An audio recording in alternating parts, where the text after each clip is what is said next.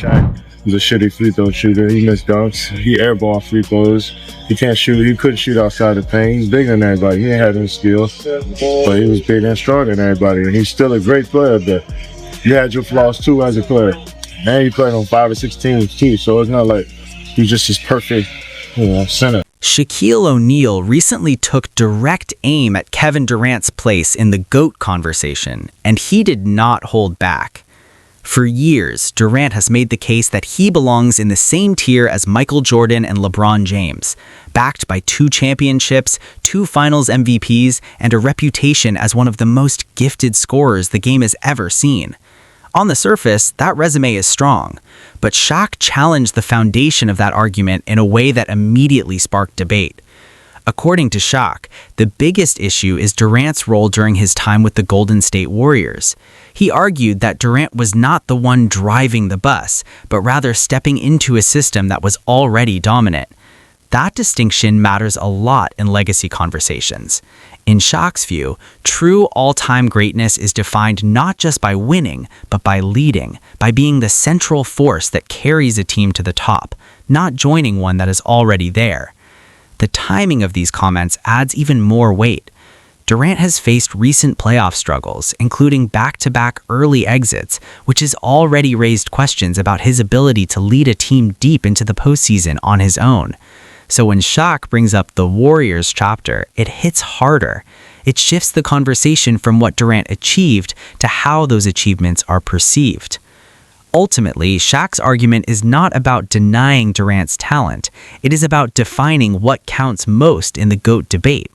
Is it pure skill and scoring ability, or is it leadership, control, and being the undeniable centerpiece of a championship? Like me.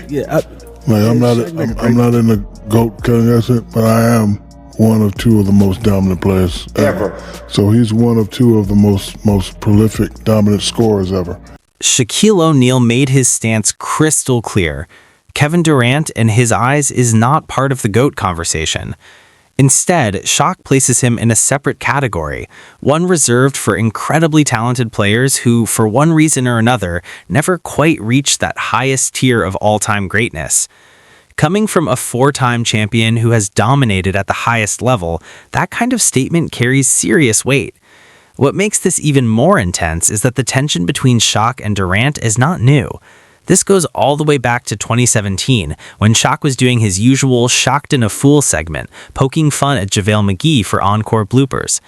While most players took it as entertainment, Durant, who was McGee's teammate on the Golden State Warriors at the time, did not see it that way. He stepped in and publicly criticized Shaq, calling his behavior childish. Durant did not stop there. In interviews, he took direct shots at Shaq's game, pointing out his struggles at the free throw line and lack of perimeter skill. He argued that Shaq's dominance came more from physical size than from overall skill. That moment lit a fire between the two, turning a lighthearted segment into a long-running personal tension. Now, years later, that history is clearly feeding into the current debate. On a recent episode of the Big Podcast, Shaq sat down with Lou Williams and Bill Bellamy when the GOAT discussion came up again. When asked whether Durant belongs in that elite conversation, Shaq did not hesitate. Meanwhile, Lou Williams pushed back, defending Durant by pointing to first-hand experience, especially during the 2019 playoffs, where Durant delivered dominant performances that showcased his elite scoring ability. That contrast in opinions highlights... I think so. And I think so. Kevin Durant is a transcendent talent, bro. Like we've never seen it before. We've never seen anybody like KD. And Kevin Durant is widely recognized as one of the most gifted scorers the game has ever seen. From a pure talent standpoint, it is hard to argue against him. His shooting ability, size, and skill make him a rare, almost unmatched offensive weapon. That is why players like Lou Williams have defended him, especially after seeing that greatness up close. But even Lou acknowledged a key point that keeps coming up in these debates: the timing of Durant's move to the Golden State Warriors. It came immediately after losing to that same team, which already had an established championship core. That decision changed how many people view his legacy. Instead of building a title run from the ground up, it looked to some like he joined a system that was already proven and dominant. And that is exactly where critics like Shaquille O'Neal focus their argument. It's not about denying Durant's talent. It's about questioning how his championships were earned and what role he played in achieving them. In legacy conversations, those details matter, and they can bad when he went to Golden State. Right after that, right after losing to them, then going to them. I think any other year in his career, he go there. It's not looked at as that particular thing. Right. You know what I'm saying? And it's such a sensitive subject with people in basketball. The biggest issue surrounding Kevin Durant's legacy always circles back to timing. He did not just join a strong team, he joined the Golden State Warriors, the very team that had just eliminated him after coming back from a 3-1 deficit. That single decision has followed him ever since, shaping how fans and former players interpret his championships. This is exactly why Shaquille O'Neal keeps pushing the point. In his view, Durant had all the talent needed to lead a team to a title on his own, but instead chose a path that looked easier. And coming from someone like Shaq, who built his career through dominance, physical battles, and leading teams to 4 championships, that criticism carries a deeper meaning. For Shaq, this is not just about basketball skill or statistics. It is about pride, about proving yourself when the pressure is highest, and about earning success in a way that leaves no doubt about who was in control. That is the standard he measures greatness by. And Shaq was a shitty free throw shooter. He missed dunks. He airball free throws. He can't shoot. He couldn't shoot outside the paint. He's bigger than everybody. He ain't had any skill, but he was bigger and stronger than everybody, and he's still a great player there. You had your flaws too as a player, and you played on 5 or 6 teams too, so it's not like you just as perfect. When you look at it from that angle, the tension makes even more sense.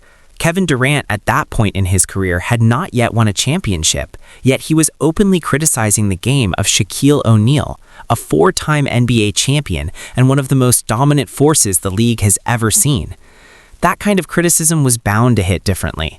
Durant was pointing out Shaq's weaknesses, his free throw shooting, limited range, and reliance on size.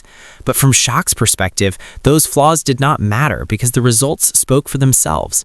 Championships, dominance, and control of the game at the highest level, that is what Shaq values most. So hearing that kind of critique from someone who had not yet led a team to a title felt, to him, like it crossed a line. Shaq did not let it slide. In an interview with Sports Illustrated, he responded in a way that cut straight to the core of the debate. His message was blunt: "You're not one of us." That statement was not just an insult, it was a declaration about what defines greatness in his eyes. To Shaq, there is a clear line between elite talent and championship-level dominance, and until a player proves he can't talk to me like that. He may think he does and he's sticking up for his teammate. He's a great player, but you ain't in the club yet. You're on the outside, in line with Charles Barkley, Karl Malone, and John Stockton. You're not in the club with me and those championship guys. That's why I tweeted him, "Mind your business." Shaquille O'Neal took things a step further by placing Kevin Durant in the same category as legends like Charles Barkley, Karl Malone, and John Stockton, all-time greats who, despite incredible careers, never secured a championship. The message was clear. Talent alone is not enough. Until you prove it on the biggest stage as the driving force, you are not in that elite inner circle. But for Shaq, this was never just about trash talk. It was about a mindset. He pointed back to his own journey with Kareem Abdul-Jabbar, who once told him that stats meant nothing without championships. Shaq did not argue or make excuses. He used that criticism as fuel, locked in, and eventually delivered 4 titles. In his eyes, that is how greatness is built, through response on the court, not through words. When Shaq compares that to Durant's era, he sees a different approach. Instead of answering criticism purely through performance, Durant has often responded publicly, whether through interviews or social media. To Shaq, that reflects a shift in mentality between generations, one that prioritizes defending narratives rather than proving them through results alone. To fully understand why this debate hits so hard, you have to go back to the 2016 Western Conference Finals. Durant and the Oklahoma City Thunder were up 3-1 against the Golden State Warriors, just one win away from the finals. Durant was playing at an elite level alongside Russell Westbrook, and they had already eliminated a 67-win San Antonio Spurs team. Everything was lined up for a breakthrough. But the series slipped away. Over the final 3 games, turnovers piled up, efficiency dropped, and the Warriors completed one of the greatest comebacks in playoff history. That moment became a turning point because shortly after, instead of returning to prove he could overcome that loss, Durant made the controversial decision to join the Warriors, the very team that had just defeated him. That move changed everything about how his career would be viewed. Even though Durant went on to win championships and finals MVPs, the context of those wins became part of the conversation forever. For critics like Shaq, it was not just about winning, it was about how you win. And that is why Shaq's perspective carries so much weight. He believes he built his legacy by dominating opponents, leading his teams, and proving himself through adversity.